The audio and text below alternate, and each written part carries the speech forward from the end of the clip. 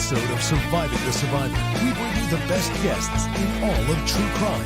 Don't forget to subscribe and smash that like button. Here's your host, Emmy Award-winning broadcaster, Joel Waldman. What's up, STS Nation? Welcome to this live breaking coverage of Surviving the Survivor. It is the podcast that promises to bring you the very best guests in all of true crime. We've made a commitment. Supposed to start in 2025, but I guess we're close enough to bring you breaking news in true crime, and we got plenty of it lately. And today, breaking right now, a New York City grand jury has indicted Luigi Mangione on charges that include first-degree murder in the ambush killing of UnitedHealthcare CEO. This is per NBC News. Of course, Luigi Mangione is accused of an assassination of the UnitedHealthcare CEO Brian Thompson back on December 4th. Of course, Luigi Mangione was found and spotted in Altoona, Pennsylvania, of all places, a McDonald's. And that's where an elderly person reportedly saw him, kind of waved over a McDonald's employee. Together, they reached out to local police, and then the arresting officer, he's been on the job 6 months, and he's the one that hauled Luigi Mangione in. And now detectives, the NYPD, along with prosecutors, say that it's their guy, that he is the guy who killed Brian Thompson. Again, if you're just joining us, number one, Luigi Mangione has been indicted on first-degree murder charges, which is interesting because in New York City, I'm not a lawyer, but first degree is reserved for the most heinous of crimes against law enforcement officers, things of this nature. Typically, it's a second-degree charge, but as you just heard, according to NBC News, he was just indicted by a grand jury in Manhattan on a first-degree murder charge. Now, other news related to him, he's expected to waive his extradition. Right now, Space Coast, whenever you're ready, you can bring it up just so we can watch together. This is a live picture of the Manhattan DA.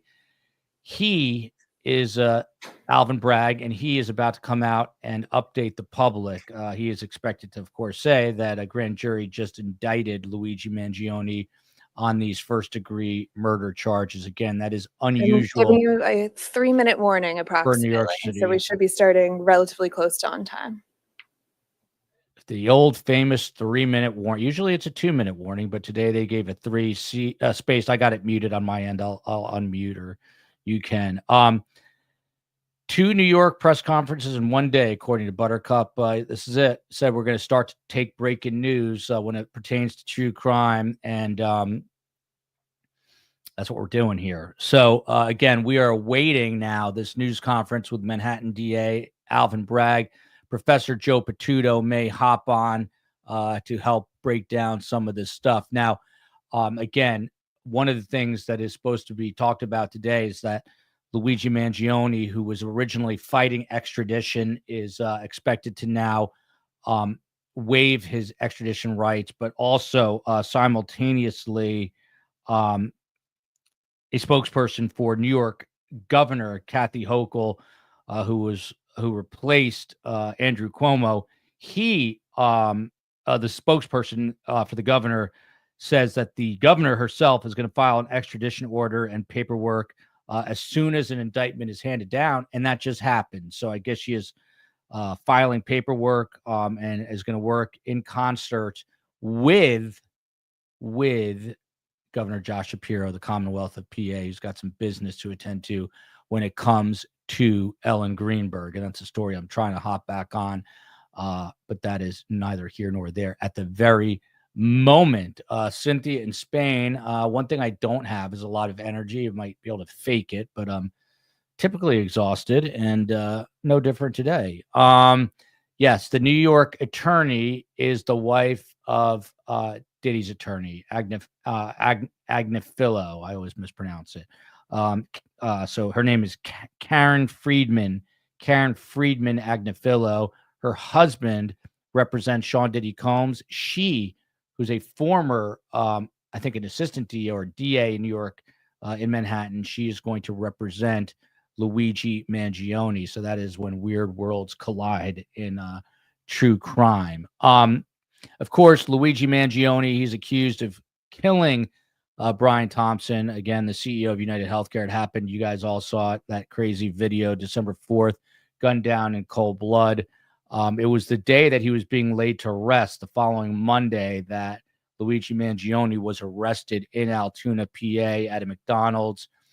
Interestingly, he had a mask on and took it down, and so many people said if he just walked in there without his mask, they think he may have gotten away. But it was I guess the surreptitious nature, even in a COVID world, the people, at least in that part of the country, thought it was strange or odd that he had this mask on, and then he takes it off. I understand a lot of people still do wear masks, but the general consensus was he may have slipped by had he not had that mask on. Now, in New York, he was facing second-degree murder charges, but now it has been bumped up to first degree, and we will hear from DA Alvin Bragg in a moment. He is a Manhattan district attorney, and we are waiting. We just heard probably 2 minutes ago a 3-minute warning, so at any moment, Alvin Bragg is going to pop up and pop out and tell us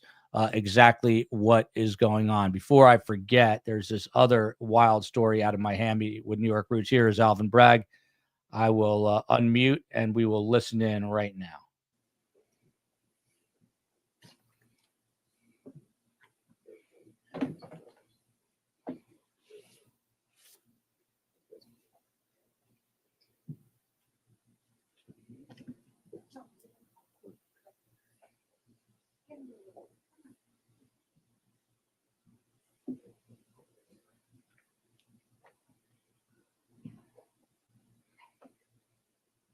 Good afternoon.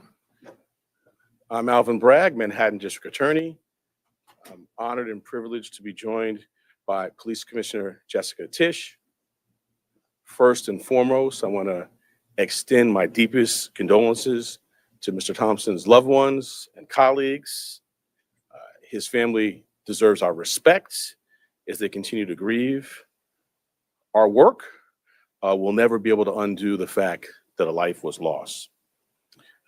We are here to announce that Luigi Mangione, the defendant, is charged with 1 count of murder in the first degree and 2 counts of murder in the second degree, including 1 count of murder in the second degree as an act of terrorism for the brazen, targeted, and premeditated shooting of Brian Thompson, who, as you know, was the CEO of UnitedHealthcare. This case was made possible by the collaborative efforts of the phenomenal public servants you see before you today, and so many others who are not here. I'm honored to lead the Manhattan District Attorney's Office and privileged to serve alongside Assistant District Attorneys Joel Seidman, Kristen Bailey, and Zachary Kaplan, who were working from the outset, hand in hand, with the greatest police department in the world. The chief of our trial division, Lisa Del Pizzo, and the deputy chief, Chris Prefos, provided sage oversight and direction. And I want to acknowledge our high technology analysis unit. There was a lot to be processed here. Steve Moran, in particular, who heads that, and Marco Popic. We are privileged here at the DA's office to work every day with the phenomenal public servants at the NYPD. It has been a distinct pleasure to work besides Commissioner Tisch, an exemplary partner, and Chief of Detectives Joseph Kinney. Almost every day we're in touch, and his leadership is second to none. And then Deputy Commissioner Rebecca Weiner, who, as I tell her, there are a lot of challenging things happening in the world, and I sleep better at night knowing that she is the Deputy Commissioner in charge of terrorism. The detectives on this, out doing the courageous frontline work, Detective Oscar Diaz, Detective Curcio, exemplary, the finest. It wasn't just those of us here in New York. I want to acknowledge the great work of our partners in Altoona, the Altoona Police Department, the Blair County District Attorney's Office, the governors of New York and Pennsylvania, the FBI, and of course, the brave members of the public who answered the call when our great commissioner put out the call for their assistance.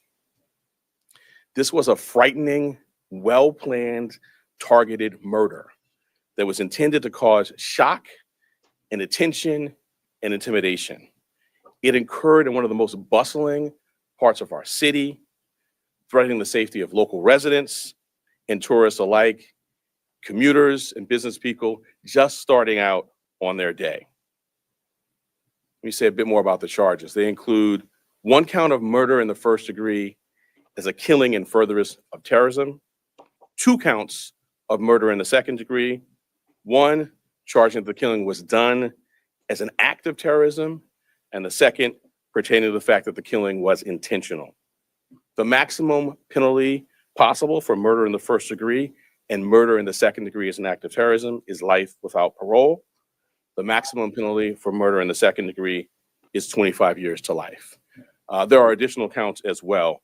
A number of criminal possession of weapon charges, 2 counts in the second degree, 4 counts in the third degree, 1 count in the fourth degree, and a count of criminal possession of a forged instrument in the second degree.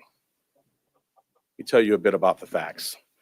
On November 24th, we allege that the defendant arrived in New York City to murder Brian Thompson. After the defendant arrived in New York City on a bus at Port Authority, he checked into the hostel on the Upper West Side using the name Mark Rosario with a fake New Jersey ID. On the morning of December 4th, the defendant left the hostel, just after 5:30 a.m. and traveled to Midtown.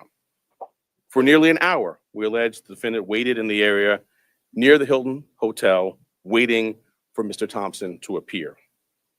From 6:38 a.m. to 6:44 a.m., the defendant stood across from the entrance of the hotel on West 54th Street. When he saw Mr. Thompson, he crossed the street and approached him from behind. We allege he then took out a 9mm 3D printed ghost gun, equipped with a 3D printed suppressor, and shot him once in the back and once in the leg.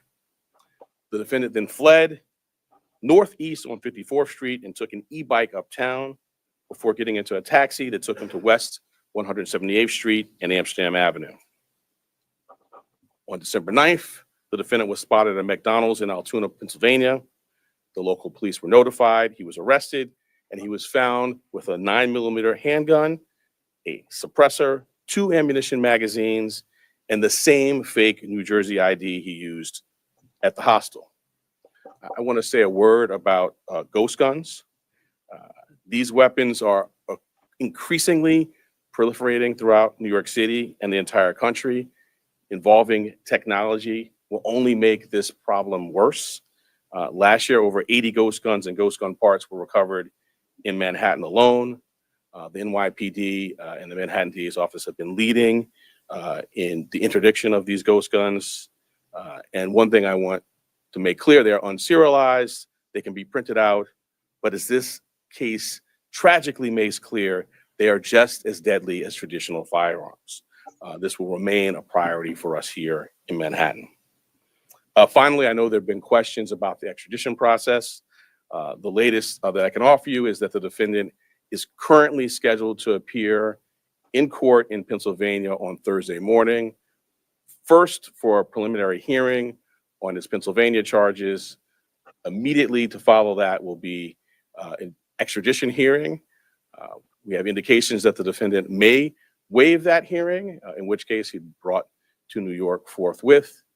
In any event, we have been preparing on parallel paths, and before the hearing, we'll send to the governor of the state of New York the paperwork that would be necessary if he does not waive during that hearing. I now want to turn over to our great commissioner, and when I do so, I wanted to thank her for her partnership, not only on this matter, but on all we do every day together. Thank you.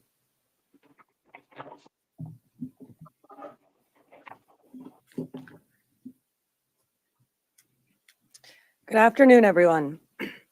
The unsealing of today's indictment brings us one step closer to securing justice for Brian Thompson and his family and affirming the primacy of the rule of law in the city of New York.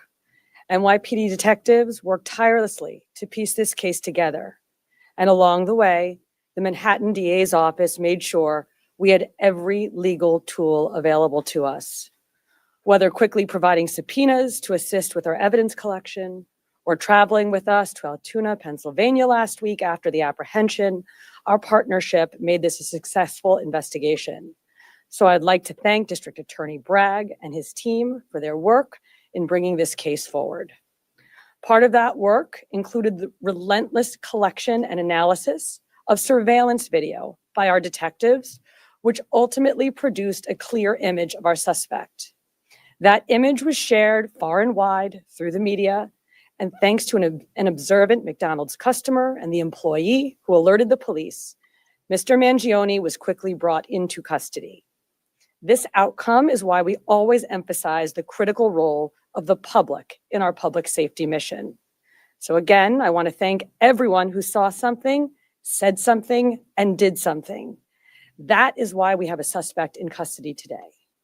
As DA Bragg said, Luigi Mangione is now formally charged and indicted for murder. And let me be perfectly clear. In the nearly 2 weeks since Mr. Thompson's killing, we have seen a shocking and appalling celebration of cold-blooded murder. Social media has erupted with praise for this cowardly attack. People ghoulishly plastered posters threatening the other CEOs with an X over Mr. Thompson's picture, as though he was some sort of a sick trophy. And yesterday, the New York Post reported that some extreme activists were circulating a deck of cards with other most wanted CEOs to be targeted for assassination.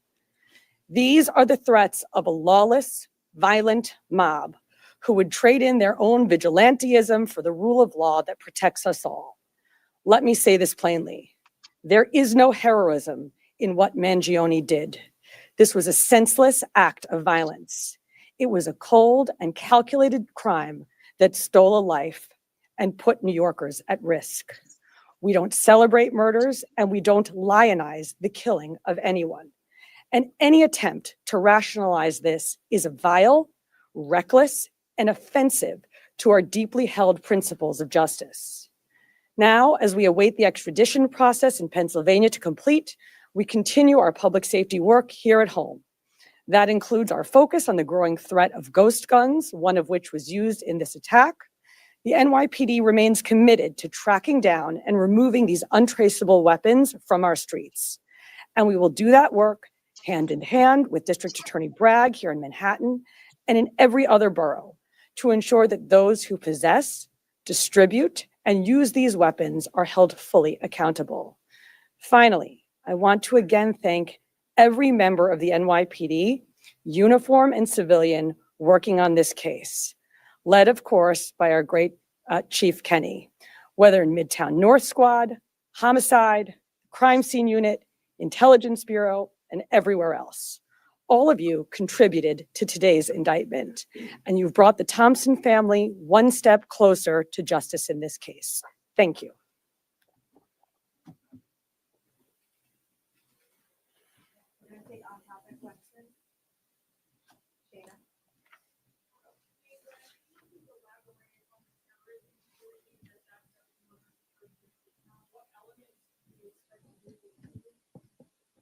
Sure. So, in its most basic terms, this was a killing that it was intended to evoke terror. And we've seen that reaction. The statutory elements we can go into, but its most basic term, that's what this is. This was not an ordinary killing, not to suggest that any killing is ordinary, but this was extraordinary. And the New York State Legislature has, set out, both the paths that we talk about, both the murder one and murder two. And this, we allege, is certainly with squarely within those statutes, which talk about intending to do exactly what we saw happen here.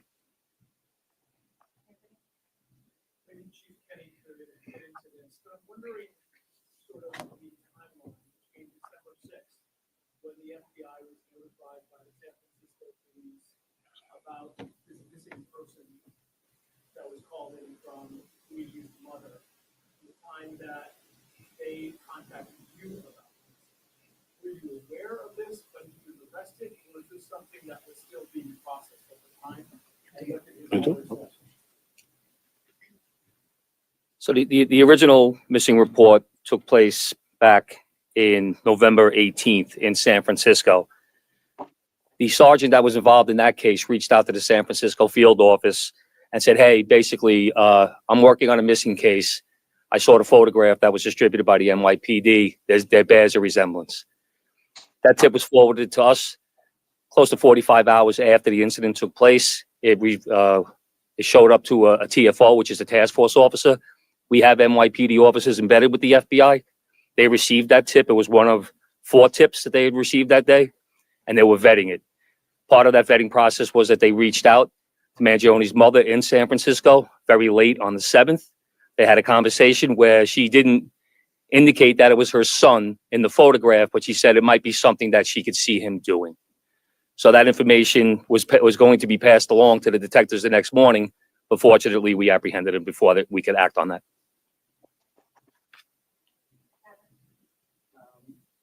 The commissioner has talked about how the defendant's been lionized and celebrated. I'm wondering how concerned you are about a potential jury knowing that someone on that jury would be someone who would lionize and celebrate him. Well, I want to echo the commissioner's words and concerns, which I think were put forth beautifully. I mean, we see a lot in these jobs. I meet with the families of homicide victims, and I just can't wrap my head around the notion that someone is celebrating this. To your specific question, we're at the beginning of a litigation now with our charge. We have a phenomenal trial team in place, led by ADA Joel Seidman, who has been in this office for more than 40 years and handled some very challenging matters. We have a voir dire process in place. I have faith in our jury system to select 12 people who can be fair and impartial, but we'll move forward, and that's something well down the road, but we'll be ready when that time comes. 2 questions if possible. One will be about Mr. Thompson. But the first, I want just maybe to explain more to viewers how you come to the conclusion that this is not terrorism. I think it's one part of this. And so I'm hoping maybe you can explain how you want to sort of define the statute. Sure, and my point, I mean, the statute talks about attempts to influence or coerce a civilian population. The statute talks about intending to influence a policy of government, and it talks about seeking to put forth things sort of similar to that by murder. So the statute, the plain language of the statute is clear. Obviously, we've charged it. The grand jury has voted on it, and we intend to go forward and prove it. But I think it does help to take a step back, and think about the proof in the case, some of the writings. I'm not going to get into too much of that, but and the actual reaction. In the middle of Midtown, the beginning of a busy day, tourists, commuters, business people, the intent was to sow terror. And if I could just sadly, as you say, not a lot of focus has been given to Mr. Thompson or his family. I'm wondering if the services folks or any of the folks in your office have been talking to them what that's been like. Is anything you can say about that? I'm not going to talk about communications with the family other than to say that we have a robust survivor services staff here that is second to none. But I would not talk about communications with any family. I don't think it'd be appropriate. But I appreciate your concern. Well, And it's just because, like you're saying, there's been so much focus on the suspect. Yeah. It's quite different than what we want to see. I echo what the commissioner said, and the sentiment of your question. My heart goes out to it. I mean, this is a significant piece of what we do here. Is we center the trauma of survivors and victims and their families. A significant piece of what I do is sit across the table and look people in the eye, and when appropriate, if they want to, offer a hug. And we have dedicated advocates and counselors and great staff that focuses on that.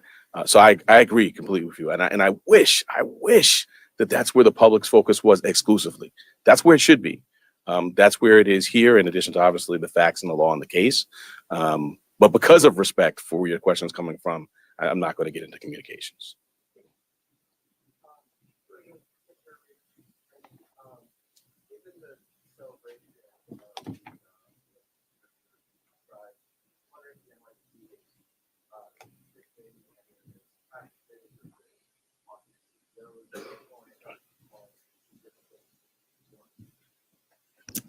Yes, absolutely. And we've seen a real increase, sustained increase since December 4th in concern, not just from CEOs, but from corporations broadly. And so going back to the DA's point, the intent to intimidate or coerce a civilian population, which is, of course, at the root of our state terrorism statute, is very much borne out in this reaction. And for good reason. We've had a torrent of online threats. We've had real world activity that the police commissioner flagged, which is abhorrent, and it causes concern. So we have done a lot to work with corporate security partners with whom we partner on a daily basis in this city, at the city level, at the state level, trying to make sure that everybody has the best practices that they need, that they know where to flag not just general ambient concerns, but specific threats that they might be receiving that a few weeks ago they might have written off as just noise in the online environment, that they now take seriously. So these are ongoing conversations that we have, and thanks to all the work that we do together every day, we're quite confident that concerns and threats are going to be appropriately directed our way.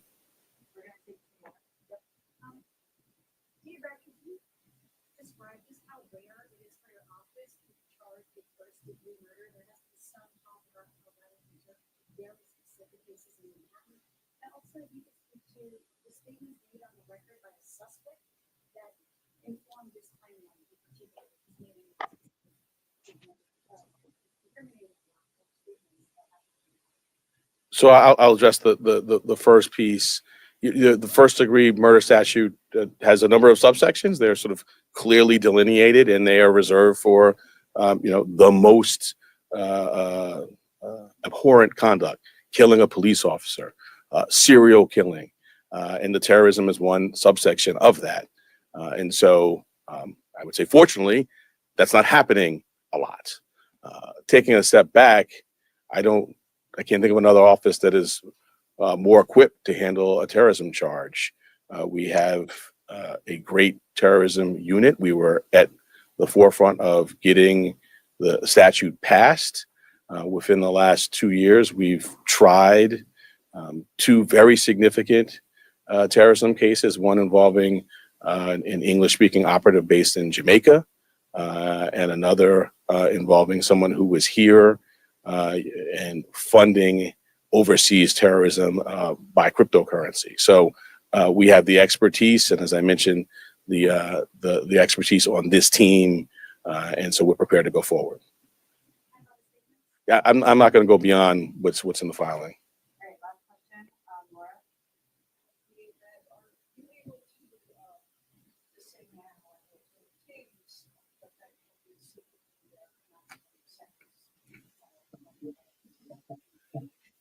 So as a matter of practice, I don't talk about sentencing outside of court as a first matter, and certainly not at the initial stages of a matter. But I think you can tell the seriousness with which we take this matter by the way in which it's charged. The murder in the second degree actually has a mandatory life without parole sentence, no discretion for the judge at all. So that's the maximum there. But I'm not going to go beyond that. We will first get the defendant to New York. We will have him arraigned, We will be before our judge. We will engage in pretrial litigation. If there's a trial, we're ably equipped to do that. And then we will proceed to sentencing, at which point we'll make our arguments in court. Thank you all so much. I was taking your book.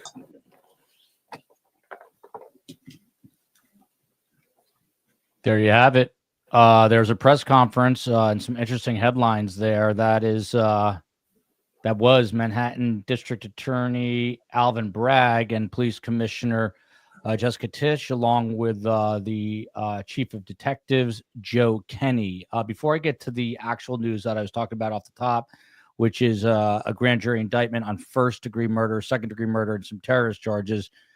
To me, the most interesting piece of information that just came out of this entire news conference was when Chief of Detectives Joe Kenny, who's really the primary investigator on this, the one that was running the whole team of NYPD detectives, who was in Pennsylvania. He's been on top of it from the beginning.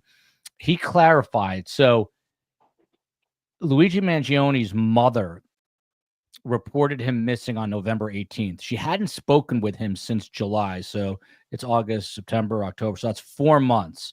Now, so she reports him missing November 18th. A sergeant in the San Francisco Police Department who handles missing persons said it bared a resemblance to the missing person, Luigi Mangione. Calls it into the NYPD, as any good sergeant would. They say it was one of 4 tips received that day. He said the NYPD was embedded with the FBI. So I guess they were crazed. So I guess the next day, maybe it was on the 7th of December, they reach out to Luigi Mangione's mother. They ask her to ID the photo. She says she can't ID the picture. This is the most interesting part to me, Joe Patuto. But she tells the people investigating, I could see that is something he might do. Luigi Mangione's mother. I could see that is something he might do. That's a kind of amazing and a critical piece to this puzzle. Am I playing it or overstating it? Not to me, or not. I thought it was extraordinary comment from the mother also. Obviously, she at least had observed behaviors in him or comments in him that led her to be very concerned. I mean, part of that is the, putting in the missing persons report for an adult child who's been, out of touch for 3 or 4 months. But the comment certainly sounds as though the family had some indications that something was seriously wrong with him. Yeah. So let's go over, sort of the legal headlines here. We've got the best University of Nebraska law professor emerita, Joe Patuto, the professor, Prof. Poe. So, of course, this was Manhattan DA Alvin Bragg, along with Police Commissioner Jessica Tisch, and as I said, the Chief of Detectives Joe Kenny. He says, Alvin Bragg does, that the grand jury has indicted Luigi Mangione. But what's interesting, Joe, it's on a first-degree murder charge. So 1 count of first-degree murder with killing in the furtherance of terrorism. Let's stop it right there. There's other charges. Some people already worked up about this, feeling like they're making a quote-unquote example out of Luigi Mangione, but he did at least terrorize the city for a time and terrorize a lot of executives, which I know a lot of people don't have much empathy for, and I'm sure those executives are still on edge. But New York City and New York, they don't generally charge in the first degree. Why are they doing it here, Joe? Well, New York has an interesting way that it does murder. Murder, too, is essentially what would be first-degree murder in a lot of jurisdictions, and New York differentiates, and terrorism is the thing that's triggering the difference. The statute came after 9/11, and of course, New York had already experienced the earlier terrorism at the World Trade Center. And so the statute was the legislature's response to 9/11.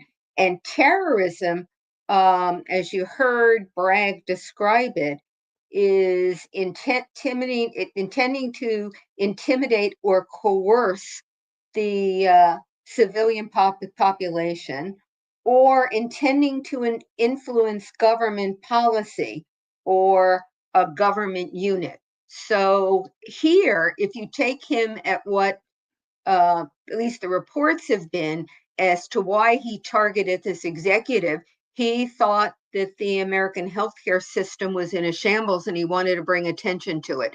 I don't think it's a big leap to say that he was doing the act with the intent to influence government action. In other words, to change the healthcare system or to put in regulations about how insurers work. Bragg centered on the other part of the definition, which is intending to intimidate a civilian population. And that's going to be a matter of proof at trial as to whether he had that intent. And certainly the fact that there were people who were intimidated or scared is one aspect of it. The other aspect would be, if that's the way they're going after it, whether they'll be able to show that that's what he was intending to do. But they've got two ways to go at it. The other is intent to influence government policy. And if you think of terrorism, when you do a criminal act, typically you don't have grandiose purposes. It's you're trying to kill somebody because you want his money, or you're trying to kill somebody because you don't want to have to go through a divorce. You don't want to lose custody of children. It's a more particular focus. Here, the argument is, and I think they've got some merit, that the killing of this executive was not because the executive, particularly in his own right, did anything to injure this defendant or this suspect or anybody else. It was an attack on the grander system, and he picked out this executive to do it. In other words, he could have picked out a different executive at this insurer, or he could have picked out another healthcare person, or he could have picked out the chief executive officer of a major hospital. Could have picked out a number of people to further the grander interest, and that's what throws this over into the possibility of a terrorism charge. Yeah, this case is super wild and interesting, to say the least. Chris Robinson letting us know Karen Friedman Agnafilo and is the attorney for him, at least right now. Looks like she's going to be. But for Sean Diddy Combs, it's her husband, Mark. So talking about a powerful legal couple. This is interesting. The COE was just telling me about this. I had no idea. Apparently, so the family, Luigi Mangione's family, is extremely wealthy, generational wealth. And apparently grandma put something in to her trust saying that there would be no inheritance if anyone was charged with a felony. There's some other sorts of things there. So this brings me full circle, and I'm not pointing fingers, but that was, again, a really strange comment from the mother. First of all, I think it's unusual having that good a look, and maybe I'm wrong, that she said she just could not ID him. I mean, I'm going to take her at her word. But then Joe Patuto, the fact that she said, and this is what Joe Kenny relayed to the public today, when, again, for those who are just joining us, Luigi Mangione's mother reported him missing in November 18th. They had stopped talking in July. So you fast forward 4 months, she reports him missing finally. Then the sergeant working the case in San Francisco, she filed the report in San Francisco, I guess not realizing he was living in Honolulu. So she files this report in San Francisco. Sergeant in San Francisco sees the surveillance stills and calls into the NYPD. The NYPD eventually calls the mother, Luigi Mangione's mother, and again, she tells them, like, didn't ID him. I didn't think it was my son, but I could see it being something that he would do, which bears the question, as hard as it is there any culpability here on the part of the mother, the father, the family? And now it looks like there's something having to do with, the trust and money related to being a convicted felon, which is another just weird twist in this entire story. But Joe, again, to the mother and the father, what do you think investigators are doing on that end? And from a legal perspective, what could happen? Well, there's no direct criminal culpability. Our system doesn't require that you report suspicion about a crime that may be going on. Certainly, you might say there's moral culpability if they thought that there was something imminent that he might do, or they thought there was a realistic chance that he would do it. It is evidence with regard to his conduct and his actions that might well be admissible at trial, to go to show these charges or to show the particular intent he might have had, which would throw it to terrorism and would be relevant to that. With regard to the grandmother, I'd be interested in knowing whether that was the condition she had for all the grandchildren in the trust and when she did it. If it turns out that she put that in within the last, 8 months or a year, and it's specific to him, then again, it would be relevant to and possibly admissible with regard to his state, his intent. Oh my goodness, I'm gonna have to rewind this. Yeah, you probably should. Again, if you're just joining us, the real headline here is Luigi Mangione has been indicted in New York State on a first-degree murder charge, which is somewhat rare in New York State. And by the way, that there's no death penalty in New York, so that is a maximum sentence of life without parole. And on the second-degree murder charge, Joe, it is 25 years to life. Now, again, there was a first-degree murder charge, killing and furtherance of terrorism is the way Alvin Bragg described it. Then 2 counts in the second degree, and then a separate charge of an act of terrorism. So let's break this down. Why 2 counts in the second degree if you're murdering one person? How does that all work? Yeah, well, they would what's called merge. If he's convicted, he can't be convicted of 2 counts of murder 2, a count of murder 1, when there's only one victim. But they're in there so that the jury has alternatives. If the jury decides that he indeed is responsible for causing the death of Thompson, then the question is, with what state of mind did he cause the death? And it can be, and not in this case, but in a range of things. It could be that you were negligent in causing the death. It could be that you were reckless. It could be that you acted with intent. Here they say acted with intent to terrorize. It was an act of terrorism. The jury has a range of possibilities in matching what the state of mind was with the conduct. And that's why they're all in there, to give the jury a full range in which to make that decision. They did the same thing with, I think, was it the gun charges? I mean, they've got charges up the kazoo here. And I haven't looked at the gun charges here, but I suspect it's the same sort of thing, depending on what you think he was doing with the gun. It could be second degree, it could be third degree. They'll merge because you can only have one conviction for murder per death. We're obviously looking at family photos, and look, I mean, we always talk about this. The family here are victims, I believe, even though that's a strange comment from the mother. Obviously, Brian Thompson's family, but you know that the mother and father here, Luigi Mangione's mother and father and his siblings, they just got to be out of their minds, reeling. And obviously, this guy, Brian Thompson, has 2 sons and was already laid to rest. Julie Frew, one of our amazing, exceptional mods, and much more. I see it going federal. That way, I mean, there potentially could be a death penalty. At the federal charge level, that's right. Yeah. So Joe, what about that? I mean, what would take this to kind of a federal nexus and have it be played out in federal court? Well, number one, there has to be a federal statute, and here there is. There's a federal statute for causing a death for an act of terrorism. Generally speaking, even today, we consider in the United States that crime is a state issue, not a federal issue. So to make it a federal issue, you have to have some sort of connection that pulls it up. You rob a bank of the United States.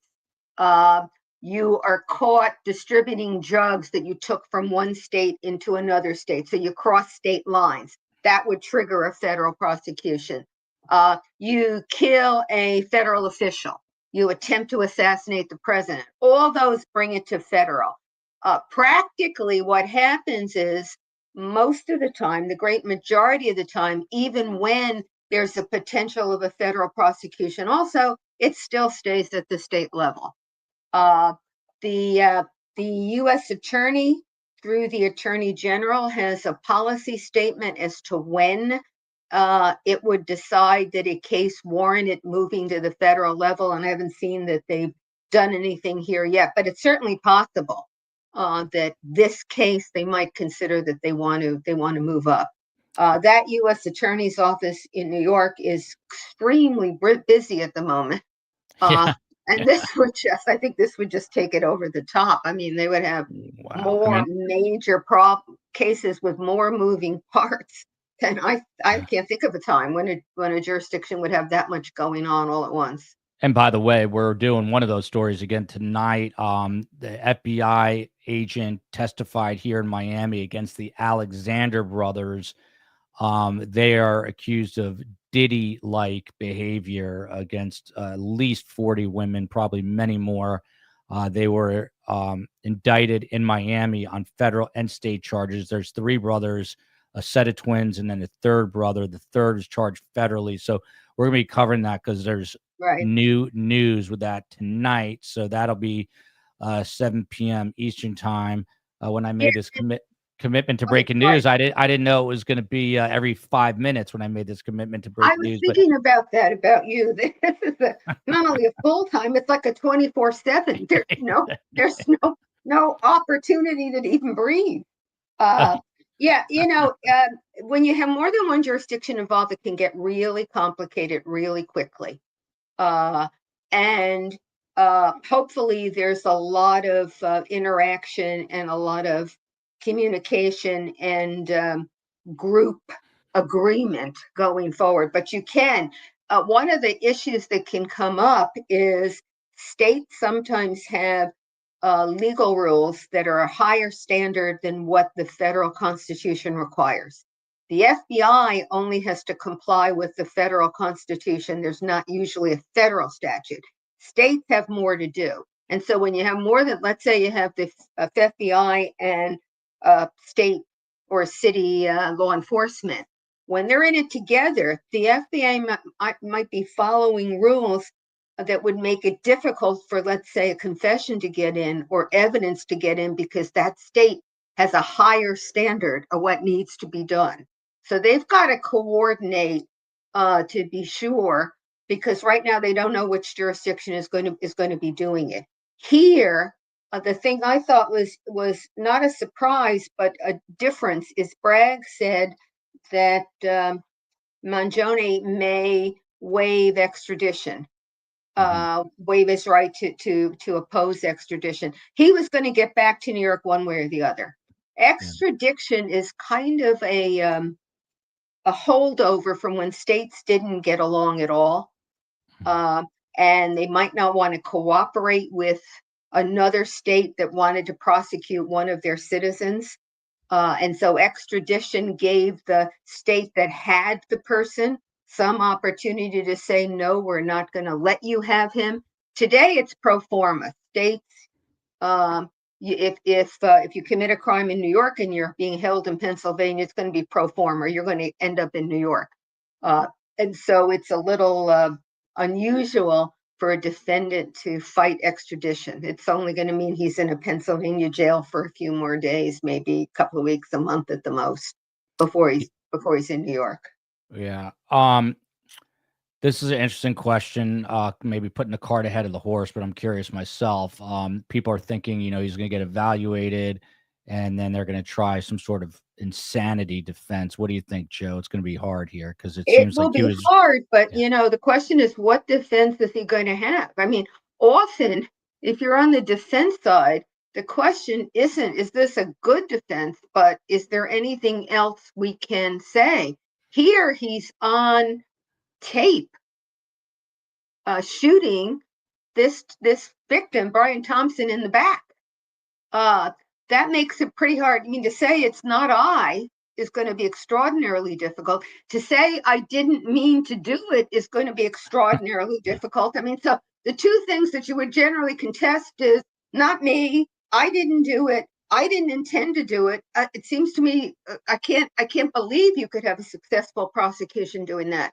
So then you have to look around for something. And insanity, I mean, certainly one could say that anybody who acts this way is not acting normally. But insanity defense requires more than that.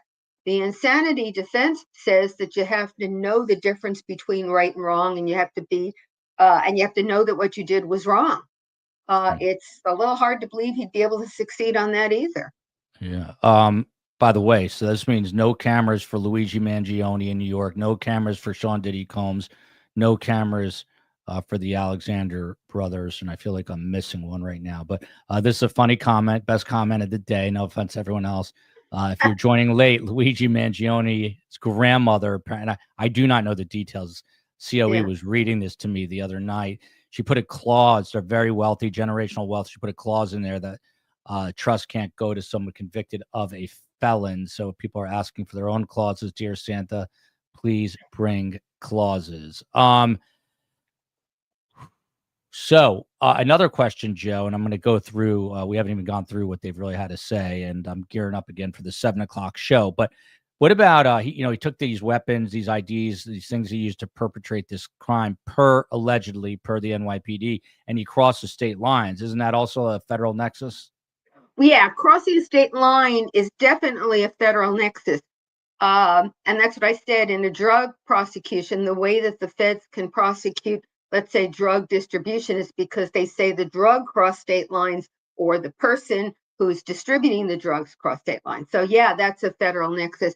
But the federal nexus on that would go to the passport, the gun charge, the fleeing to escape, to avoid prosecution. With regard to the killing itself, now he did go from one state to another to do it, but that would be much hard. That would be a much harder federal nexus. The one that I think they would use is terrorism, because terrorism is a federal concern, not simply a state concern. Yeah, Joe, it's a good thing you're a law professor. You're supposed to know this. So I was going to say, I don't want to put you on the spot, but if pleading insanity, does he first have to admit to the crime? Well, he has to admit to the crime, because you can't say I did it, but you can't say I was insane without saying I did it because I was insane. So yeah. I mean, sometimes defendants try what they call alternative defenses that are inconsistent. I didn't do it, but if I did do it, I was insane when I did it. That's extraordinarily difficult. Juries are not the least bit inclined to be sympathetic to a defense that goes like that. I didn't, but if I did, here's why. So yeah, he'll have to admit to the crime if he goes that way. But he may be willing to, embrace the fact that he killed Thompson. I mean, he may see the trial as another opportunity to espouse whatever it is, the political positions that he's taking. And so not want to deny that he committed the crime. Yeah. Don't know what it will be, but that wouldn't be unreasonable. Do me a favor. Can you guys kick "Are you serious" out of here? He's saying, I'm not going to say what he's saying, but you heard the police commissioner. I'm going to get to that, talking about no one should be looking at this guy as a hero. He murdered a guy in cold blood. This guy who's got 2 children who are walking around, I'm sure, in a daze, just don't understand what's going on. I mean, they're older, but literally understand what's going on, but figuratively do not know what's happening. And then you've got this guy's family, and look, his sisters are probably, just the father, the mother, they're just thank you, Julie Frew. Their lives are just ripped apart here. So Professor Joe Patuto, this is the part that's interesting to me from a legal perspective. Alvin Bragg, the Manhattan DA, said that this was, and this is going to cause the controversy here, this was meant to cause shock and terror, happened in one of the busiest areas of Manhattan, a brazen, targeted, premeditated attack, all these things. How does the law look at, because this is a little more subjective now, because now we're talking about acts of terror, when some people are going to say people get gunned down in the streets of New York City every day. So how do you interpret this legally and come to this conclusion? Yeah, well, when you're talking about state of mind, you're often talking about what we would call circumstantial evidence. Unless a defendant comes and says, I did it and here's why I did it, you're always looking for other things that allow you to decide what was the state of mind. And most of the time it's, if I did what he did, could I have done it without this, without intending to do this, without wanting this? And the difference here is when when you're on the streets of New York and you shoot someone in broad daylight, you're not doing it because you want to make a statement. You're not doing it because you want the world to know that you're shooting this person and killing this person because of some other, larger viewpoint you have. It is different. I mean, think about all the people who get killed in any city. It's not being, as I said before, it's being done because I want to, I'm mugging him and I want the money. I'm doing it because I want custody of the kids. I'm doing it because he had an affair with my wife. I'm doing, and you name the reason, but it's not a reason that's global in the way that this one appears to be. And that's what moves it over. Now you have to prove it, but that's the kind of thing that they're going to use to prove it. Yeah. Kelly Wentworth, he now is a high-powered attorney. So is his family paying for it? I'm sure they are. And they've got a lot of money, and they're going to have a lot less money when this is all said and done. But they do have, from what it seems, like generational wealth, as I was saying. Buttercup 203, why didn't Luigi's grandmother or mother get him the help? These are questions I guess we're going to find out in time. Even put him in a psych unit. It's not so easy. He's an adult, 26 years old. And, I'm sure they tried. Well, and I didn't see anything, and if somebody in the chat knows, or Joel, you do, just obviously correct me, but I didn't see anything that suggested that he had committed other crimes before this. No record. He has zero, nothing on his record. Yeah. And I also didn't see anything that suggested that maybe we're going to see maybe erratic behavior. Something had to be going on for the mother to say what the mother said. But, put yourself in the situation of that family. You've got somebody who's saying things who should be getting professional help. It's difficult to figure out when it is or how it is you urge somebody to get professional help unless you can show that he's no longer able to make decisions for himself and you can get an involuntary commitment. And that's pretty hard. Hard to do. You try talking the person into doing, you try to encourage. You may set up appointments. I don't know that we know that he didn't seek help. It looked like he didn't. It looks like he left.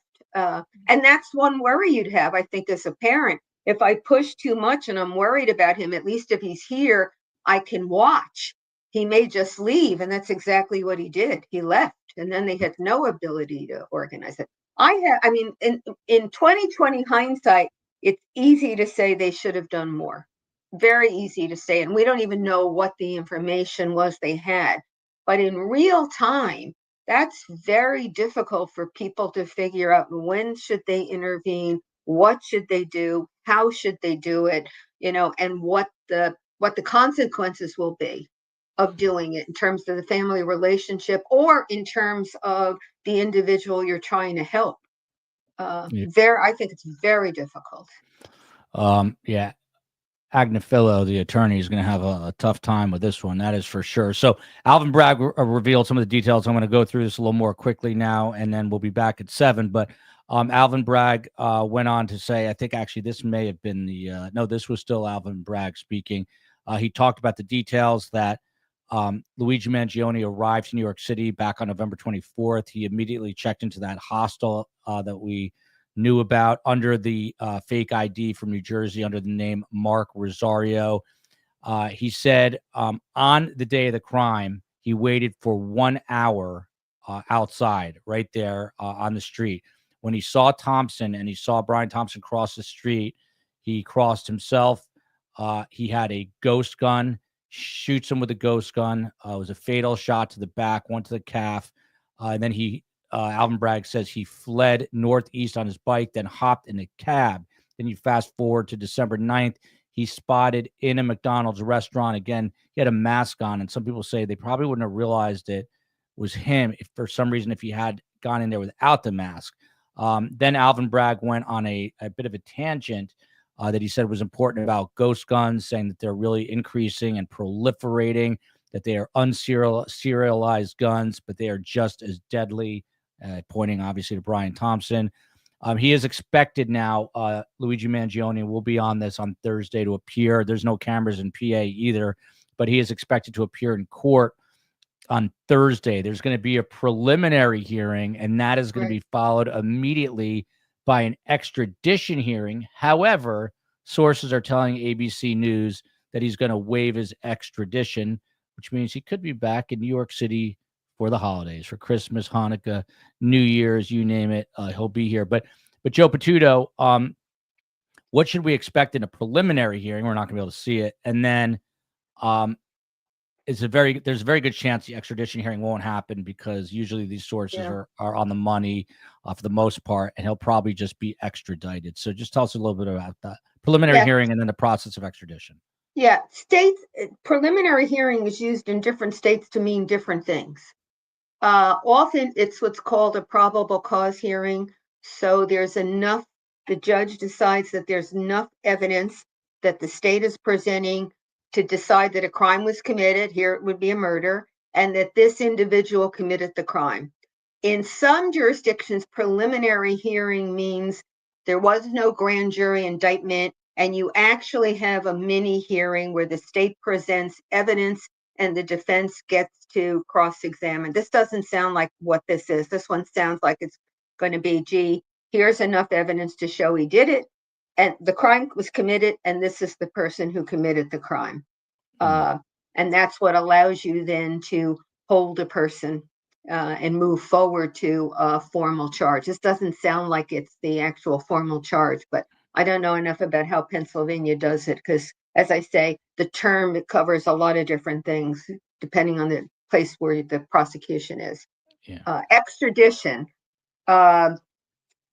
What could happen is, and this is what was going on in the brothers in Florida, the Alexander brothers, where they were given a bail release, but they're not going anywhere. What happens is, if you've got two jurisdictions, a state could be state, federal, it could be two states, and I'm the place that has the defendant, and you are the place where the charges are going to be brought. In this case, Pennsylvania has charges and New York has charges.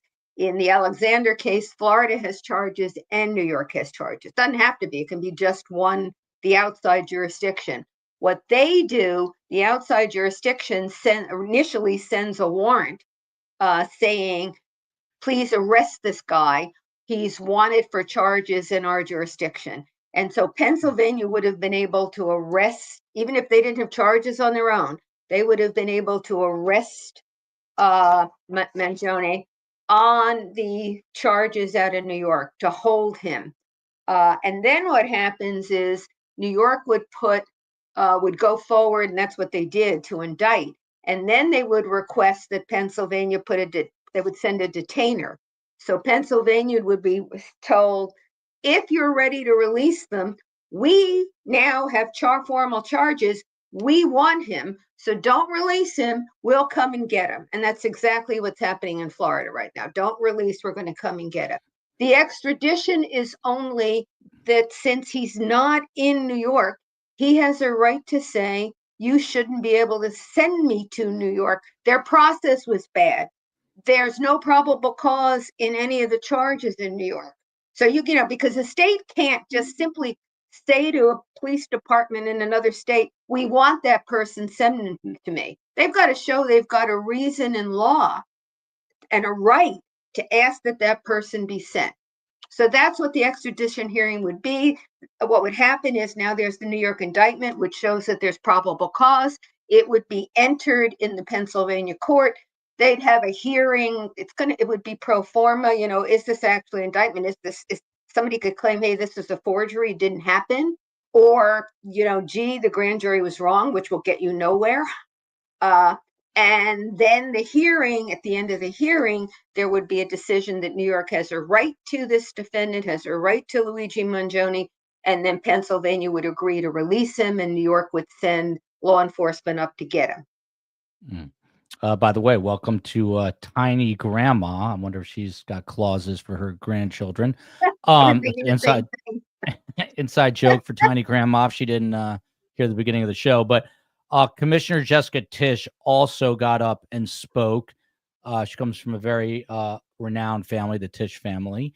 I think they own the Giants. They at one point were part of CBS. I don't know if they're all necessarily related, but I believe so. So Commissioner Tisch got up and she said that the unsealing of this grand jury indictment brings us, meaning New York City, one step closer to getting justice. This underscores the primacy of the rule of law. She thanked NYPD detectives for relentlessly viewing surveillance video. They were able to find these images. Those images led to an elderly citizen at McDonald's who then flagged down a McDonald's employee. The two of them decided to call police. And, we know the rest of the story. The arresting officer was on the job 6 months, which is wild. He'll never have a bigger story than that, I don't think. But then this is sort of the interesting part. The commissioner took the opportunity to say that anyone who finds this remotely glamorous or heroic is vile. She said that since the shooting that she personally has seen just a shocking and appalling display by some people in the public who are supporting him, and said they're looking as though Brian Thompson is some sort of sick trophy. So she had a lot of things to say. She also talked about ghost guns, but Joe Patuto here, and then we're going to wrap in a couple of minutes because we're coming back at 7. But Luigi Mangione, this is as of yesterday, his supporters, if you can believe that, we're talking about an alleged killer here. His supporters have donated more than $130,000. People are asking, well, how are they going to pay? Maybe this way, to his defense funds through a crowdfunding site called Give, Send, Go. Now, GoFundMe is the big one, and they have, I think, either put a stop or returned any funds or whatever they do. But this website is Give, Send, Go. What do you think of that, Joe Patuto, that this guy is accused of murdering one of the top executives in the country and now has tens of thousands of dollars flowing in to help support his defense? Have you ever heard of anything remotely close to this in your years? No. I think she was right. It is shocking and appalling. It's incredible that people can not only actually believe, but are willing to spend money to support the belief that it's okay to kill somebody, much less somebody who's being killed for the position he holds and not anything directly related to anything he did with regard to this person. It's absolutely incredible.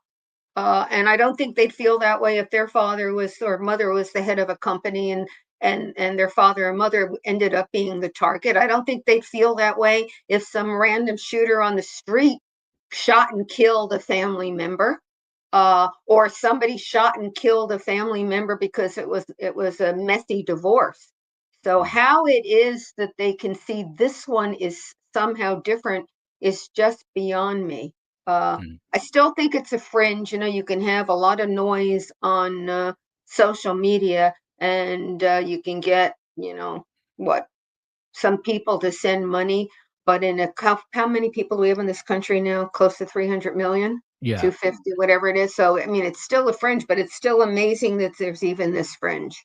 Yeah, it's a vocal minority for sure. I think the vast majority of people think that it is probably a really bad idea to be donating to an alleged killer. So I think most people still have their common sense about him. But you'd be surprised. There's a lot of smart people, rational people who are saying, I mean, at the very least, maybe something will change with the healthcare system, which I've said many times is definitely in need of a lot of fixing. Someone was asking, is it going to be held at Rikers? And I believe the answer to that is yes, unless there's a security reason, which makes me wonder. Look at this, Bree, right? Helping me along here. What's up, Bree?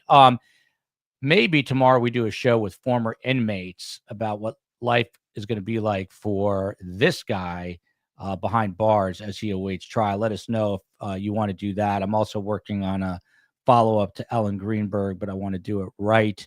And again, tonight, the Alexander brothers, if you don't know them, Israeli, but born and raised, I believe, I don't know where they're born, but they're raised in Miami. You've got Alon, Oren, and Tal. And then the kicker to this is there's a cousin, Ohad Fisherman, who happens to live in Carm's building, and he's wanted. And all these guys just got married. This guy, Ohad, is reportedly on his way back from a honeymoon in Asia and is going to turn himself in. The other guy, Oren, who one woman said he looked possessed when he was attacking her. His wife is due any day, and he was asking the judge, can you please get me out of here so I can be with my my pregnant wife? So there's a lot of crazy in the world. Yeah. Is Diddy in Rikers now? Diddy is at the Metropolitan Detention Center, which is federal crime. So this again goes. Oh, that's right. Great, he's federal. You're right. Forgot. Yeah. So by the way, I've heard that this is not true, that Israel does extradite. I don't know the official law there, but yeah, the cousin too. Carm talks. I was asking Carm the other day. Carm's like, yeah, I talked to him. Like, he would know who I am. I told So that Carm, might be a family where grandmother has a clause in the trust. I told Carm this is the first time you should be ecstatic. You're 85. I don't think he was interested. So she said, how do I know? I don't know. So anyway, what is this? Did I thought that the new police chief, Tish, isn't she new on the job? Yeah, she's very new on the job. So She this was is a great way for her to start too, with a case like this right Yeah. after you take over. she's very new on the job, and she is very intelligent. Harvard everything, Harvard law, Harvard business, Harvard this, Harvard that. Obviously a pretty smart person, but so is this guy. And who knew? And by the way, this guy was also a valedictorian. No one talks about that. He comes from a working class family and look, worked his way up.